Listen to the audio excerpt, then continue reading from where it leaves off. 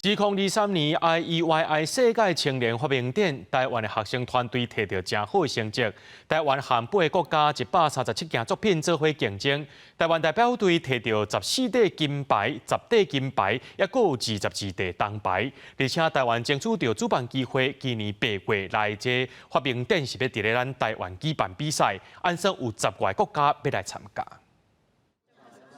我们先用温度感测器测量，只要它到达一定的温度，会使这个压力感测器作动。高中生当地介绍的重点，就是由3个学校做伙发明的自动车内紧急救援系统。那车内温度上悬的时，就会启动，会发通知到手机啊，警告家长莫袂记得囡仔也伫咧车内，通避免意外发生。因伫2023年世界青少年发明展摕到金牌，另外得金牌的，也有为特务局设计监测系统，透过热的成分，就通分析动物的健康。像是牛跟猪都可以用这种方式来处理，因为如果他们一次养很大量的动物的话，我们就不用针对全部的动物去做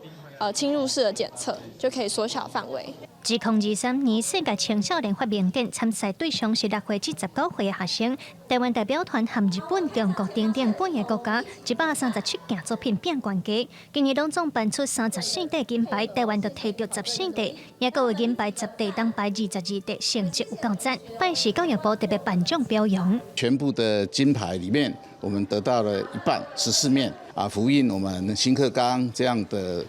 体验学习、